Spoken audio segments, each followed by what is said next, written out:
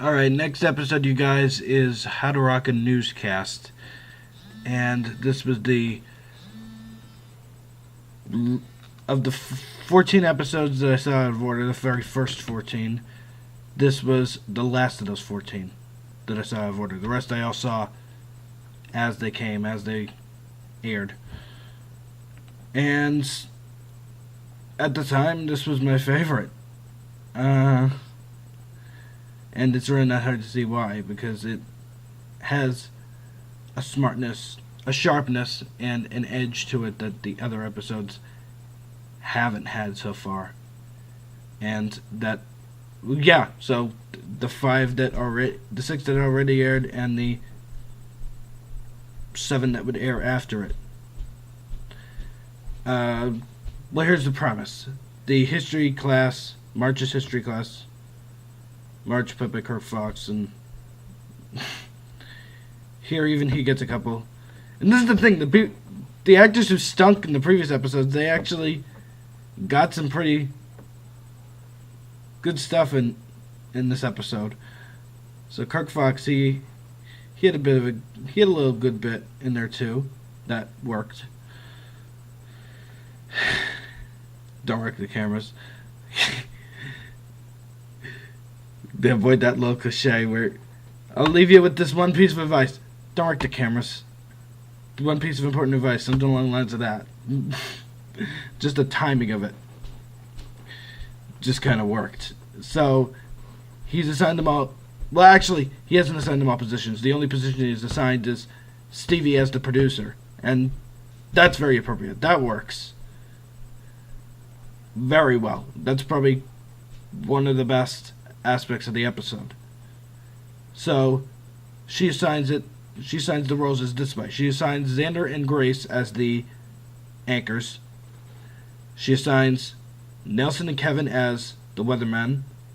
She assigns Casey as the entertainment reporter, and surprisingly enough, she ends up assigning Molly to the role of investigative reporter, much to Casey's dismay, because Casey believed that bit being probably the most important of the entire show, should be the one that should be the role and position she has. And she also, the way that the newscast plays out when they do it the first time, I can't help but think that it might have just been the fact that I'd watched it late one night and I needed to be quiet, but just the timing of the jokes in that newscast. Grace reading everything on the cue cards rather than just what she was supposed to say. I couldn't help but then maybe Xander's reactions to that as well as the fact that he just kind of kept a very serious look in his face most points of the episode, most points they were filming. That was pretty damn funny.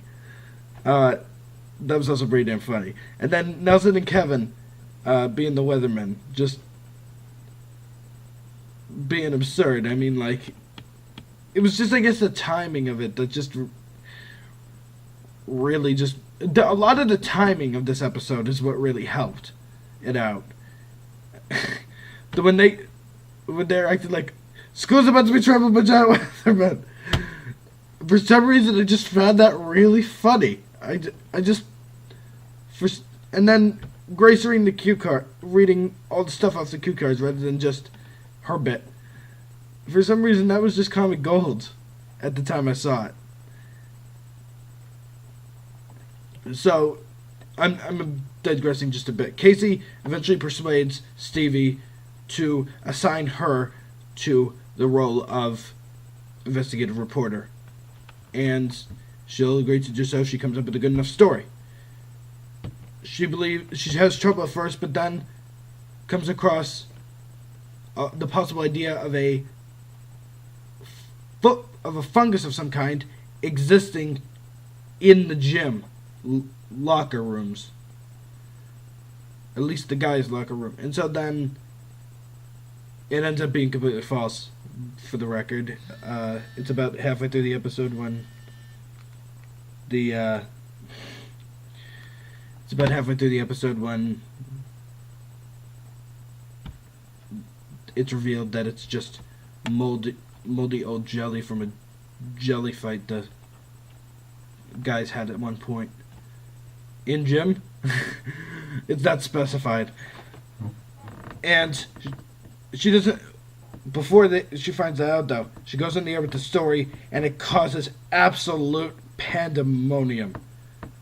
And now I didn't see all of Network. We watched parts of it from my media analysis class, but I thought about Network as I watched those scenes, the way that the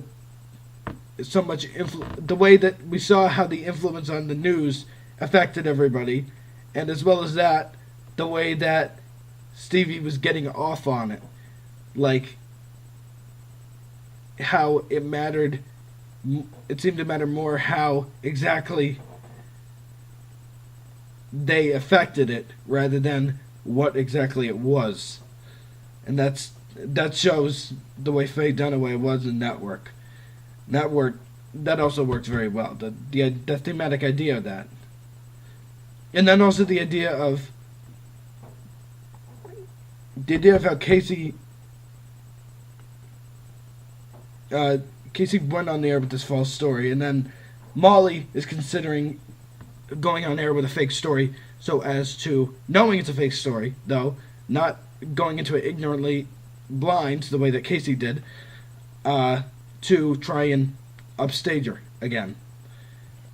And that also speaks volumes about the way that works as well. So this episode had, and just the idea of like how I think it seems like a lot of like newscast themed episodes of kids shows work surprisingly well. Anybody else notice that? I mean, for some reason it just everything just clicks.